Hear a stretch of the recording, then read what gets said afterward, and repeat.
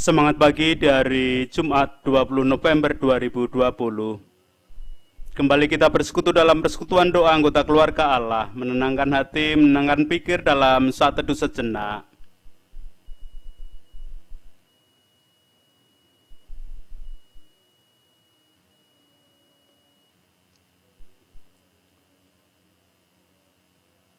Pertolongan kita hanya berasal dari Allah yang telah menciptakan langit bumi beserta segala isinya. Kasih karunia dan damai sejahtera yang dari Allah Bapa kita dan Tuhan Yesus Kristus ada pada saudara sekalian. Amin.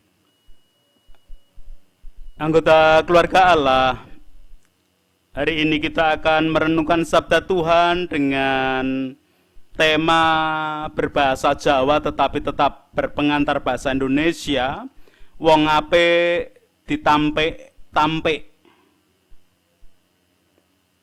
Istilah wong apik ditampe-tampe sebenarnya ungkapan Jawa yang berarti orang baik ditolak-tolak dan disingkirkan. Pengajaran yang diberikan oleh ungkapan Jawa tersebut adalah bahwa keadaan dunia sekarang ini memang sudah terbalik-balik.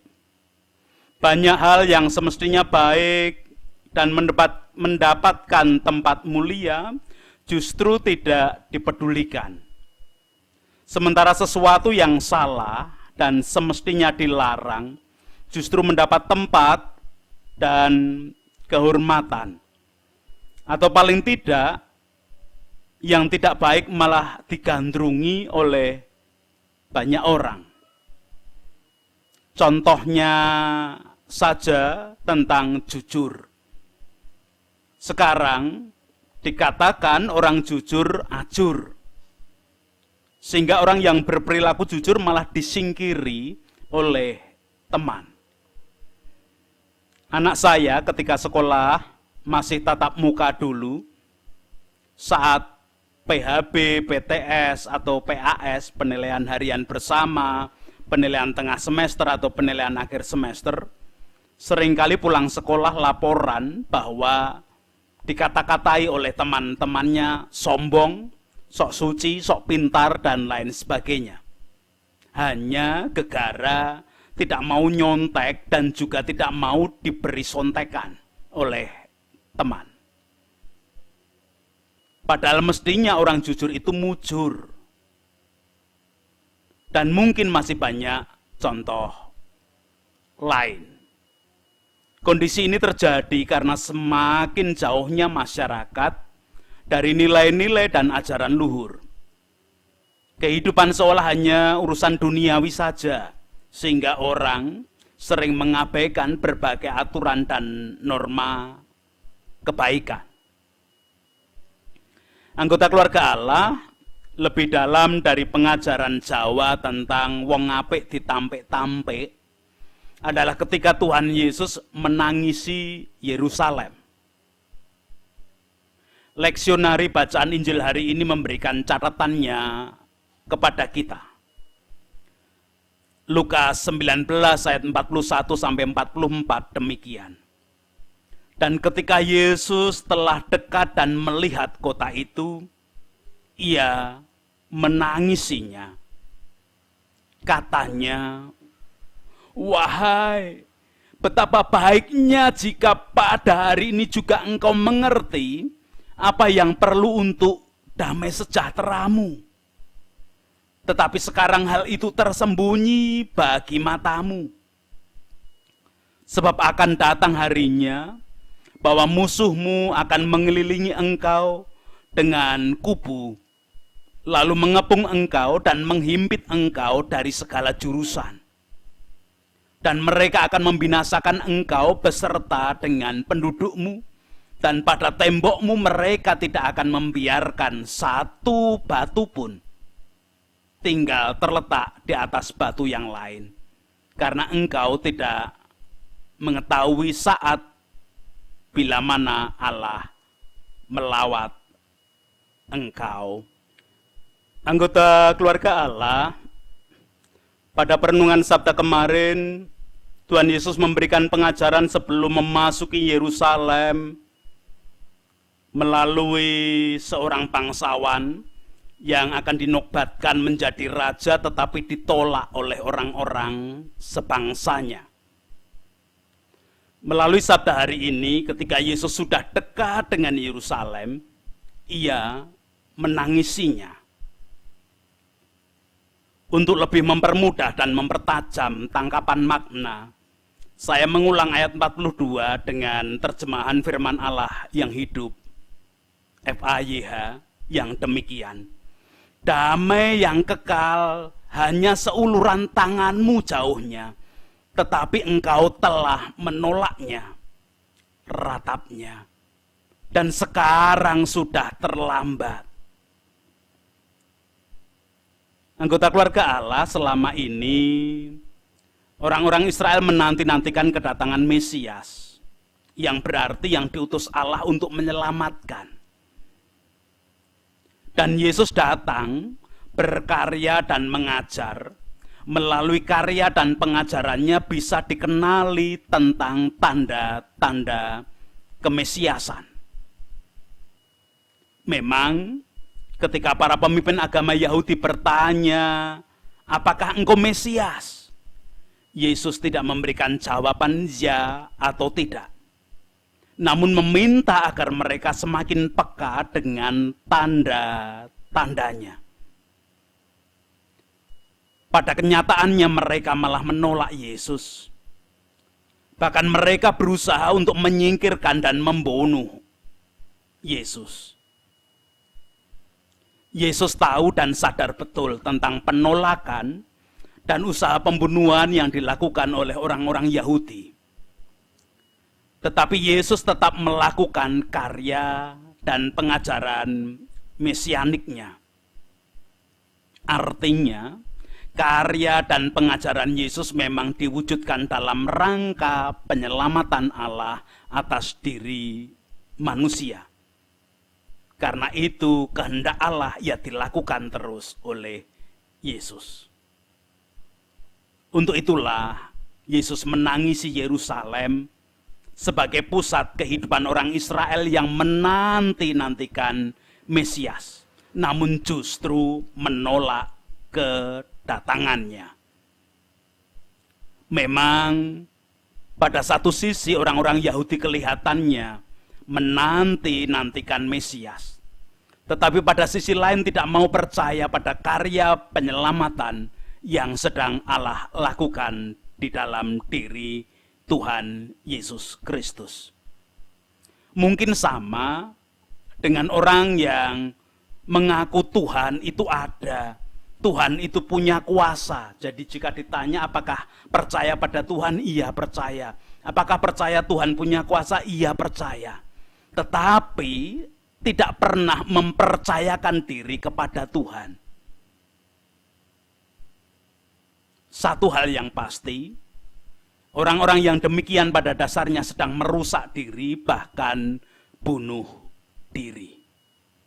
Ayat 43 dan 44 memberikan penjelasan kepada kita, sebab akan datang harinya bahwa musuhmu akan mengelilingi engkau dengan kubu, lalu mengepung engkau dan menghimpit engkau dari segala jurusan, dan mereka akan membinasakan engkau beserta dengan pendudukmu, dan kepada tembokmu mereka tidak akan membiarkan satu batu pun tinggal terletak di atas batu yang lain, karena engkau tidak mengetahui saat bila mana Allah melawat engkau. Sebagai anggota keluarga Allah, sejauh mana kita mewujudkan kesungguhan hati mempercayakan hidup hanya kepada Allah? Mungkin saat menemui masalah kita menanti-nantikan pertolongan Tuhan, bahkan kita mengungkapkan permohonan agar Tuhan menolong lewat doa setiap hari. Tuhan tolonglah, Tuhan tolonglah, Tuhan tolonglah. Itu mungkin teriakan hati kita setiap saat. Tetapi sudahkah kita mempercayakan hidup kita kepada Tuhan, hingga kita hanya mau takut dan taat kepada Tuhan saja, menjalani hidup berdasarkan peranata dan aturan Tuhan Allah saja? Jangan sampai Tuhan Yesus menangisi kita karena kelihatannya kita percaya kepada Tuhan, tetapi masih terpaku dan terpusat, atau dalam istilah Jawa ketungkul pada hal-hal duniawi saja. Tuhan memberkati setiap anggota keluarga Allah. Amin. Anggota keluarga Allah, hidup di dunia memang dua sisi. Yang pertama, hubungan kita dengan sesama, tetapi yang lain dan yang lebih utama adalah hubungan kita dengan Tuhan. Karena ketika hubungan kita dengan Tuhan baik, hubungan dengan sesama pasti otomatis juga menjadi baik juga. Untuk itu mari kita menjalani kehidupan dengan dasar yang utama, karena pranata dan aturan Tuhan Allah dan hubungan kita dengan Tuhan baik. Tatkala kita mengakui Tuhan sebagai penguasa, ya benar-benar kita mempercayakan hidup kepadanya. Tatkala kita mengakui Tuhan itu adalah penolong kita, kita benar-benar mewujudkannya di dalam keberserahan kita. Kita menanggapi sabda hari ini dengan menyanyikan Kidung Jemaat 433, Aku Suka Membagi.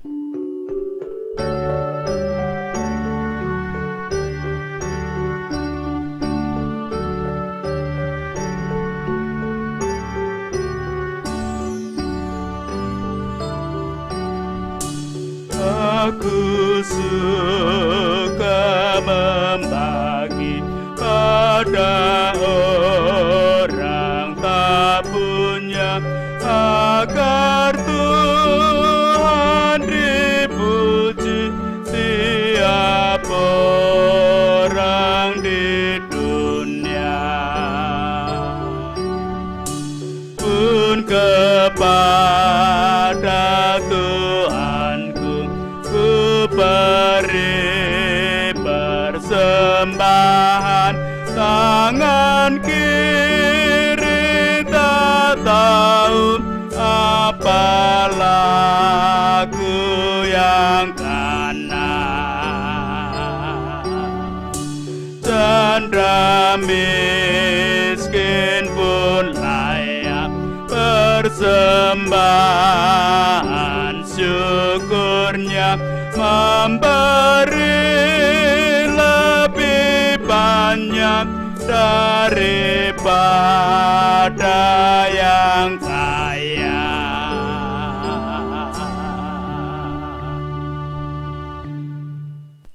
Kita berdoa bersama.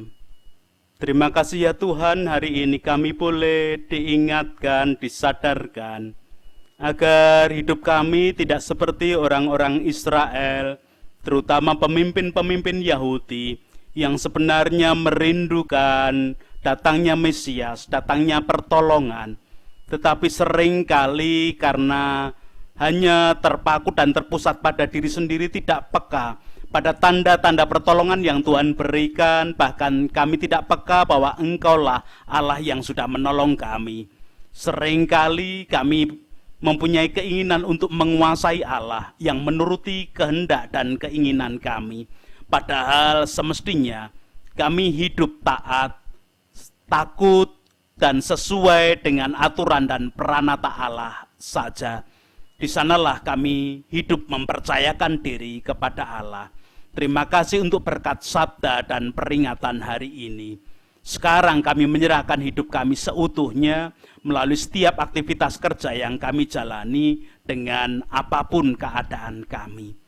Kami anggota keluarga Allah yang mengalami kelemahan ragawi pun tetap dalam tangan kasih kuasa-Mu.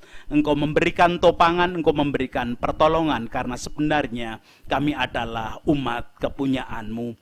Mampukan kami untuk terus menyandarkan hidup hanya kepada-Mu.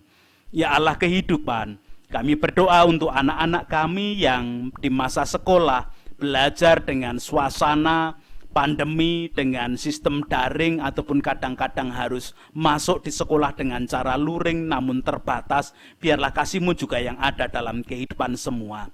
Kami menyerahkan anak-anak kami, para muda-mudi usia produktif yang bekerja dengan segala kondisi dan peraturan protokol kesehatan yang diterapkan.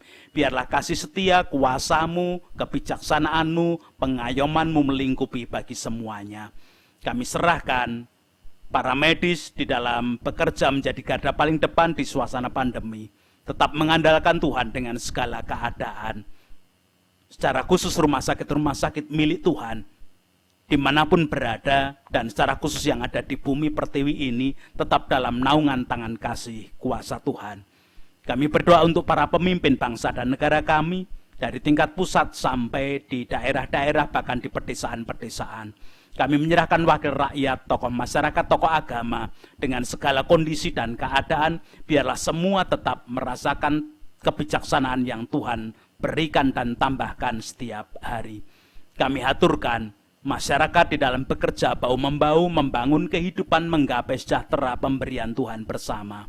Ampuni dosa dan kesalahan para pemimpin kami, wakil rakyat kami, tokoh masyarakat yang kehidupannya tidak sesuai dengan kehendak-Mu.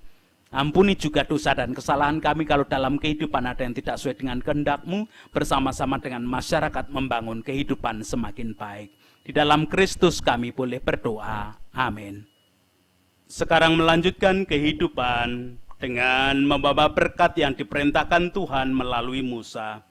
Tuhan memberkati engkau dan melindungi engkau. Tuhan menyinari engkau dengan wajahnya dan memberi engkau kasih karunia. Tuhan menghadapkan wajahnya kepadamu dan memberi engkau damai sejahtera. Amin.